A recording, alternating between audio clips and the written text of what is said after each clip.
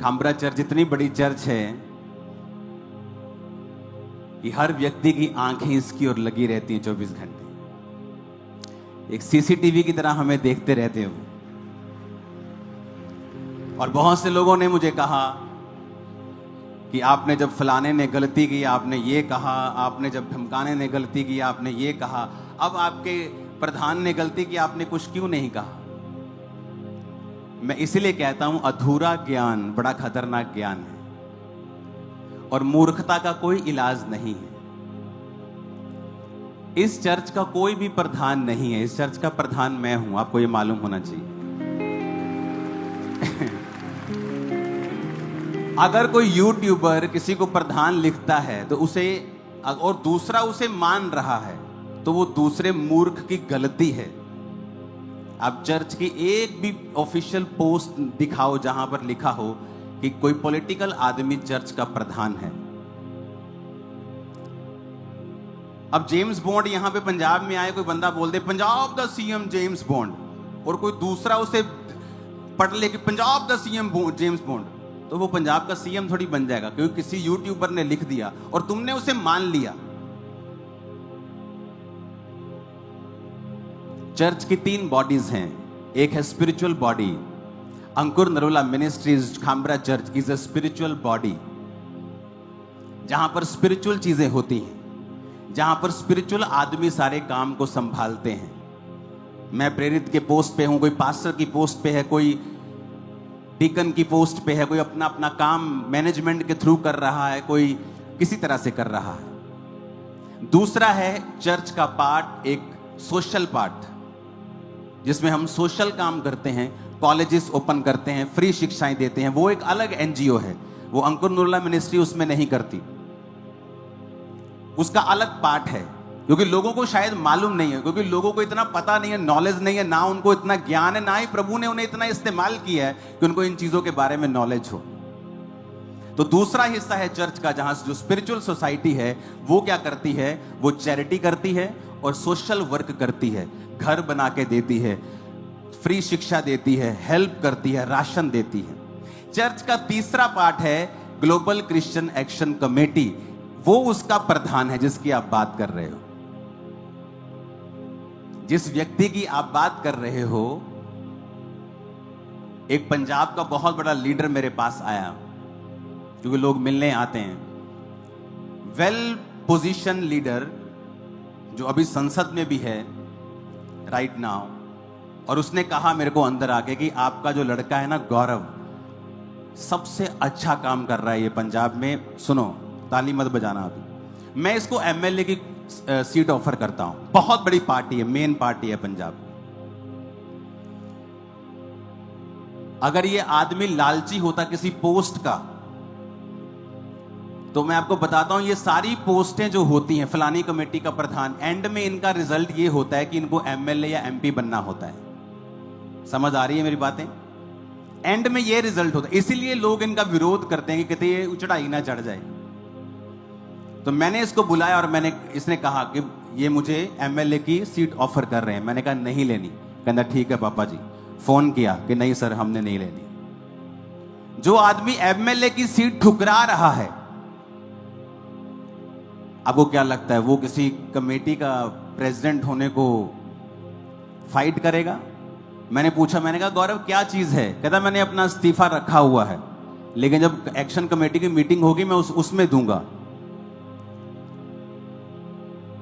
लेकिन लोगों को इतनी तड़फ मची है, क्यों? क्योंकि ऐसा व्यक्ति जो सेलिब्रिटीज की परवाह नहीं करता, ऐसा व्यक्ति जो अपनी जान की परवाह नहीं करता, हम आपको कुछ चीजें बताते नहीं ओपनली। जेल में से ऐसे लोग, ऐसे हत्यारे जिन्होंने कहा कि इस व्यक्ति का, इस गौरव का इलाज करो, इसको मारो। मैं आपको देता हूं 5 लाख रुपए महीना, आपकी जान की रिस्क होगा उस काम में, आओ करो मेरे साथ। कोई नहीं आएगा, चाहे 5 लाख रुपए महीना क्यों ना।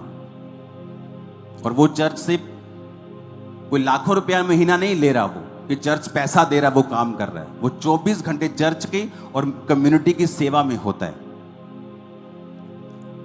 कोई पोस्ट नहीं है उसके पास चर्च की,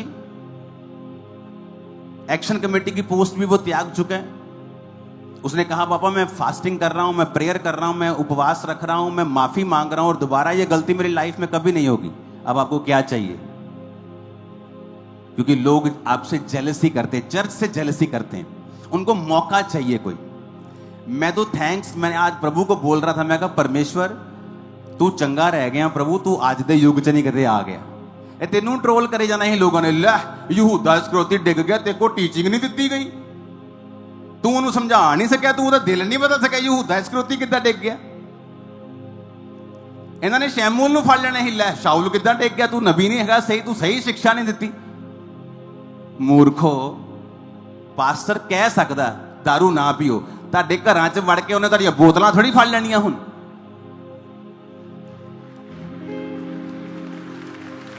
ਤੁਹਾਡੇ ਘਰਾਂ 'ਚ ਵੜ ਕੇ ਤੁਹਾਡੇ ਹੁਣ ਅੰਗ ਥੋੜੀ ਫੜ ਲੈਣੇ ਆ ਉਹਨੇ ਕਿ ਬੇਬੀਚਾਰ ਨਾ ਕਰੋ, ਵੀ ਇੱਧਰ ਆ ਜਾ, ਵੀ ਤੇਰੇ ਹੱਥ ਫੜ ਕੇ ਤੈਨੂੰ ਮੈਂ ਬਾਹਰ ਲੈ ਜਾਣਾ, ਹੁਣ ਤੈਨੂੰ ਤੇਰੇ ਪੈਰਾਂ ਨੂੰ ਬੰਨ੍ਹ ਦੇਣਾ, ਤੈਨੇ ਅੰਗ ਫੜ ਲੈਣੇ, ਤੈਨੂੰ ਜਾਣ ਹੀ ਨਹੀਂ ਦੇਣਾ ਮੈਂ ਉੱਥੇ।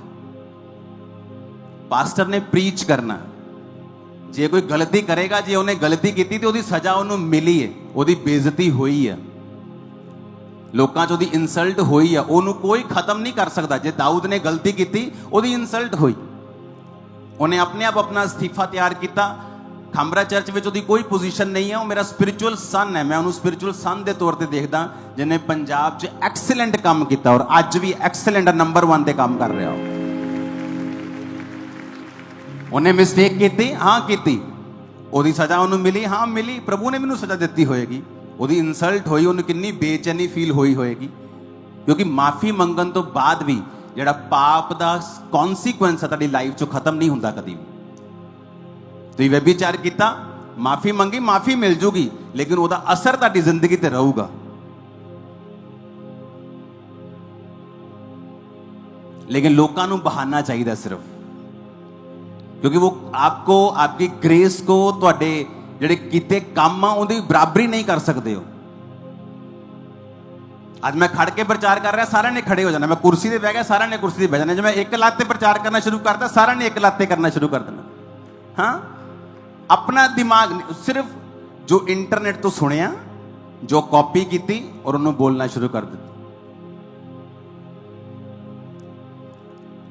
एक ऐसा आदमी जिहड़ा सैल्फलैस होके, जो कोई इन्नी वड्डी पोस्ट या किसी वड्डी चर्च दे विच इन्ने वड्डे अहुदे ते हुंदा, वो करोड़ा रुपया कमा सकदा हो। एक पॉलिटिशियन नाल मिलवान दे लई वो ਲੱਖਾਂ रुपया लै सकदा पॉलिटिशियन दे कोल बिना चर्च नूं दस्से।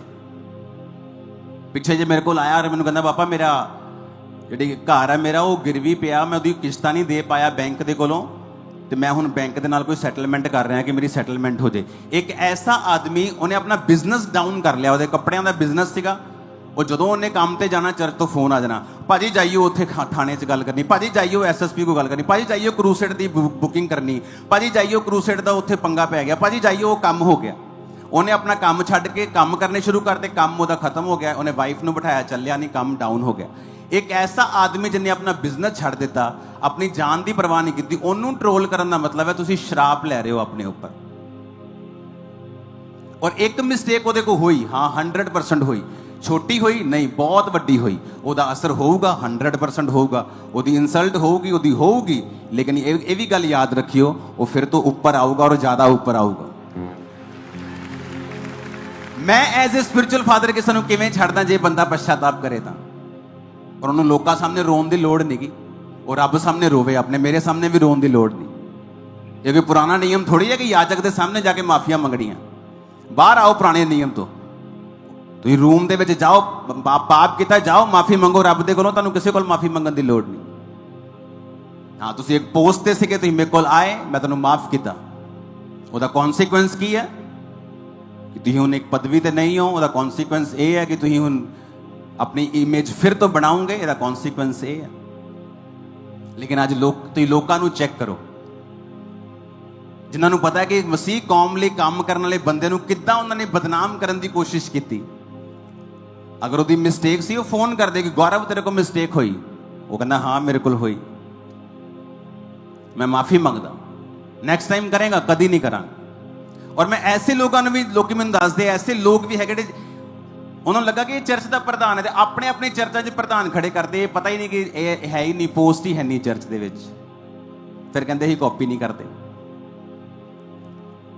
फिर उन्होंने लोगों दी कंप्लेंट्स है कि इन्हों 3-3 जगह ते रॉन्ग रिलेशनशिप्स उन्होंने लोगों दी, असीं कदी भी गल नहीं की। क्यों? मैं हमेशा पर्सनल अटैक करने ते बिलीव नहीं करता कि अगर परमेश्वर ने तुहाडा कोई गलत चक्कर चलता पे, हिसाब किताब सैट नहीं हैगा, तो रब तुहानूं सज़ा दूगा। तो अगर पब्लिकली कुछ करोगे, मैं पब्लिकली कुछ कहूँगा। अगर तुम सीक्रेटली कुछ गलत कर रहे हो, तो रब तुहाडा न्याय करेगा। पर अज लोगों को बहाना चाहिए। अगर यहूदा इस्करियोती गिरिया तो यीशु मसीह ते भी दोष ला सकते। अगर शाउल गिरिया तो शैमूअल की शिक्षा को माड़ा कह सकते। इन्ने वेलड़ लोग है अपने को इंटरनेट के उत्ते। अपनियां जाके सेवकाइयां और काम देखो, अपनी जिंदगियां उन्होंने जाके देखोगे ना, तुहानूं तरस आऊगा। तरस योग जिंदगियां ने उन्हों दियां जिहड़ियां वीडियोज़ बना रहे, तरस योग उन्होंने लाके लाइव्स देखो, तुहानूं तरस आऊगा जिद्दां दी कंडीशन च हैगे इस टाइम। पर मैं कदी किसी ते अटैक नहीं किया, ना ही करांगा कदी, क्योंकि आपां नूं पता आपां किन्ने काम करने, किहो जे काम आपां कर रहे हैं, किहड़ी पोस्ट ते आपां हैगे आ, किद्दां आपां अगे वधना और किद्दां माफी दी स्पिरिट नूं लैके अगे वधना, शिक्षा दी स्पिरिट नूं लैके अगे वधना। डांटना भी है, उलाहना भी देनी है, समझाना भी है ते माफ भी करना। हालेलुया। और जदों ये गल्लां समझ आ जाणगियां अपने, जदों पता लग जाएगा आपां नूं कि आपां एक ऐसी ग्रेस दे नीचे हैं जिहदे किसी दा पक्षपात नहीं, सिर्फ परमेश्वर ही इत्थे प्रधान है, उहदा आत्मा इत्थे प्रधान और वही इत्थे काम कर रहे। अं हसन डे सी उल्टा, लोगों को पता ही कख नहीं गा यार। स्पिरिचुअल चर्च दे विच कोई पोलिटिकल प्रधान नहीं हुंदा, कोई भी स्पिरिचुअल प्लेस है। इत्थे पास्टर्स, इत्थे अपोस्टल्स, इत्थे इवेंजलिस्ट ने, इत्थे लोग स्पिरिचुअल चीज़ां ने, लीगल चीज़ां दूसरी कमेटीज कर दिया ने, और वो कमेटी च मैं मैंबर नहीं हाँ। मैं उन्होंने किवें हटाना जिहड़ी कमेटी का मैं मैंबर नहीं हाँ। एक्शन कमेटी इकट्ठी होगी, वो अपना अस्तीफा लैके कादा बैठा, वो दे देगा, एक्शन कमेटी देखेगी की करना। मैं उहदे च कोई मैंबर भी नहीं है, कोई प्रेजिडेंट भी नहीं है, कोई सकत्तर भी नहीं है। वो मैं खड़ी करके दी है कि तुसीं अपनी चलाओ, और जिथे पंजाब च लोड़ पैंदी है जाओ। पंजाब च सैकड़ा पास्टर्स जिहड़े खड़े हो जाएंगे कहण लई कि एक्शन कमेटी ने साडी हेल्प की, और वीडियो बनाने वाले जिन्ने भी वो दसन किन्ने पास्टर्स की हेल्प की उन्होंने अज तक 10% भी नहीं होंगे जिन्नी इन्होंने की। हालेलुया। काम्बरा चर्च वचन ते खड़ी और खड़ी रहेगी हमेशा, और स्ट्रॉन्ग वचन दे उत्ते खड़ी। सारी उम्र होर कीता ही की है, वचन की शिक्षा ते लई है परमेश्वर दे कोलों, वचन ही तो पढ़िया, होर कीता ही की है। मैं चाहता तो कई कुछ कर लेना अमेरिका जाके, अज भी मैनूं खुले ऑफर है अमेरिका च, लेकिन वचन की शिक्षा, वचन नूं पढ़ना, प्रार्थना करना, उपवास रहना, ये मेरी लाइफ रही है शुरू तो। और परमेश्वर ने मैनूं ऐदा ही बनाया, मैं चेंज नहीं हो सकता। काम वधे घटे, बहुत वध जाए, मैनूं कोई मतलब नहीं, लेकिन मेरी यही लाइफ और तुहाडी भी यही होनी चाहिए आज तो। हालेलुया। एक पास्टर का काम है कि अपने लोगों की अगुवाई करे, वो गलती करते उलाहना दवे, डांटे, इलाज करे, पश्चाताप वाल उन्होंने लैके जाए, उन्होंने सुटे ना। वचन च लिखा परमेश्वर जो पतरस ने गलती की तो फिर तो वह अंगीकार करवाया कि बोल हुण कि यीशु मसीह उद्धार करता है, मुक्ति दाता है। बोल कि सिर्फ परमेश्वर ही उद्धार करता है। बोल कि तू सिर्फ परमेश्वर सामने ही झुकेगा। हालेलुया। और बाइबल च लिखा अगर कोई तुहाडे च गिरदा तो दूजा बंदा नम्रता दे नाल संभाले कि आप भी परीक्षा च ना पै जाए। इसलिए क्या अधूरा ज्ञान खतरनाक है। वचन दे विच लिखिया नीति वचन 14:15 च इंग्लिश आपां इहनूं पढ़ांगे, लिखा the simple believe with every word. और एक जगह बाइबल च लिखा द फूल जिहड़ा मूर्ख है, जिहड़ा भोला है, वह हर गल नूं सच मनदा है, पर चतुर समझ बूझ के चलदा। अगली आयत लिखिया wise man feareth and departeth from evil but the fool is confident. नीति वचन 18:6 लिखा बात बढ़ाने से मूर्ख मुकदमा खड़ा करता है। और अपने आप को मार खाने के योग्य दिखाता है। ਜਿਹੜੇ ਪਾਸਟਰ ਦੀਆਂ ਗੱਲਾਂ ਕਰਦੇ ਉਹਦੇ ਤਾਂ ਫੈਮਿਲੀ ਸਾਨੂੰ ਮਿਲ ਕੇ ਗਈ ਹੈ। ਅਸੀਂ ਉਹਨੂੰ ਇੰਟਰਨੈਟ ਤੇ ਹਰ ਚੀਜ਼ ਨਹੀਂ ਪਾਉਂਦੇ ਅਸੀਂ ਕਿ ਲੋ ਜੀ ਉਹ ਦੇਖੋ ਉਹਦੀ ਫੈਮਿਲੀ ਸਾਨੂੰ ਮਿਲ ਕੇ ਗਈ ਹੈ ਜੀ, ਅਸੀਂ ਤਾਂ ਇੱਕ ਆ ਜੀ। No never. ਤੁਸੀਂ ਡਰਾਮੇ ਕਰੋ ਸਟੇਜ ਤੋਂ ਰੋਣ ਦੇ ਔਰ ਤੁਹਾਡੀਆਂ ਆਂਸੂ ਵੀ ਨਾ ਨਿਕਲਣ, ਤੁਹਾਡੀ ਟੀਮ ਐਡਿਟ ਕਰ ਕਰਕੇ ਵਿਚਾਰੀ ਆਂਸੂ ਲਾਵੇ, ਲੇਕਿਨ ਸਾਨੂੰ ਉਹ ਡਰਾਮੇ ਕਰਨੇ ਨਹੀਂ ਆਉਂਦੇ ਸਟੇਜ ਤੋਂ। ਸਾਨੂੰ ਇੱਕੋ ਗੱਲ ਪਤਾ, ਪਰਮੇਸ਼ਰ ਨੇ ਸੱਚਾਈ ਤੇ ਖੜੇ ਕੀਤਾ, ਵਚਨ ਤੇ ਖੜੇ ਕੀਤਾ। ਆਪਣੀ ਚਰਚ ਨੂੰ ਲੈ ਕੇ ਜਾਓ ਪ੍ਰੇਅਰ 'ਚ, ਪਵਿੱਤਰਤਾਈ 'ਚ, ਸਾਮਰਥ 'ਚ।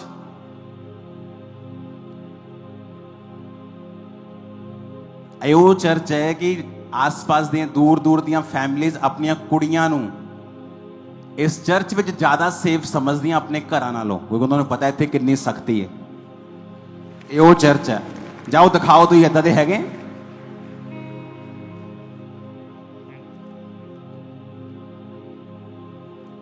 ਪਰਮੇਸ਼ਵਰ ਨੇ ਗ੍ਰੇਸ ਦਿੱਤੀ ਹੈ ਆਪਾਂ ਨੂੰ, ਔਰ ਦਿਨ 'ਚ ਇੱਕ ਵਾਰੀ ਇਸ ਗ੍ਰੇਸ ਲਈ ਪ੍ਰਭੂ ਦਾ ਧੰਨਵਾਦ ਜ਼ਰੂਰ ਕਰਿਆ ਕਰੋ ਪੂਰੀ ਚਰਚ। ਹਾਲੇਲੂਇਆ।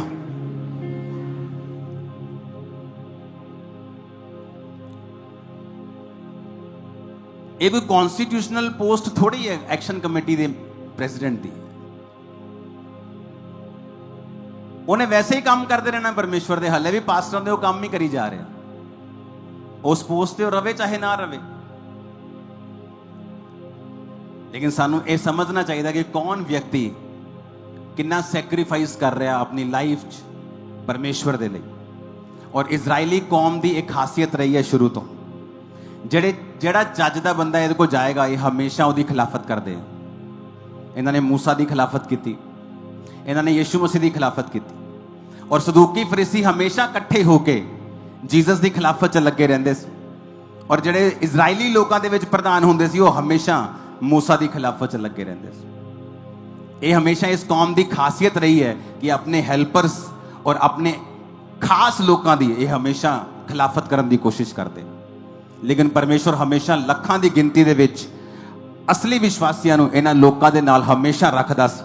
ਉਹ ਮੂਸਾ ਦੇ ਟਾਈਮ ਤੇ ਰੱਖਦਾ ਸੀ, ਉਹ ਜੀਸਸ ਦੇ ਟਾਈਮ ਤੇ ਰੱਖਦਾ ਸੀ, ਔਰ ਅੱਜ ਵੀ ਉਹ ਰੱਖਦਾ ਕਿ ਲੱਖਾਂ ਲੋਕ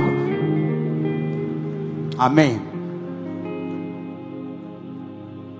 ਇਹਨਾਂ ਗੱਲਾਂ ਨੂੰ ਪ੍ਰਾਰਥਨਾਵਾਂ ਦੇ ਵਿੱਚ ਰੱਖੋ, ਕਿਉਂਕਿ ਜੋ ਫਿਊਚਰ 'ਚ ਹੋਣ ਜਾ ਰਿਹਾ, ਜੋ ਕਰੂਸੇਡਸ ਹੋਣ ਜਾ ਰਹੇ, ਮੀਟਿੰਗਸ ਹੋਣ ਜਾ ਰਹੀਆਂ, ਬ੍ਰਾਂਚਿਸ ਓਪਨ ਹੋਣ ਜਾ ਰਹੀ, ਇਹ ਆਮ ਕੰਮ ਨਹੀਂ ਹੈ। ਇਹ ਪੈਸੇ ਵਾਲੇ ਸੇਵਕਾਈਆਂ ਵੀ ਨਹੀਂ ਕਰ ਸਕਦੀਆਂ ਜੋ ਪਰਮੇਸ਼ਵਰ ਕਰ ਰਿਹਾ। ਜੇ ਆਪਾਂ ਕਹੀਏ ਇਕੱਲਾ ਪੈਸਾ ਕਰ ਸਕਦਾ ਹੈ, ਇਕੱਲਾ ਪੈਸਾ ਵੀ ਕੁਝ ਨਹੀਂ ਕਰ ਸਕਦਾ।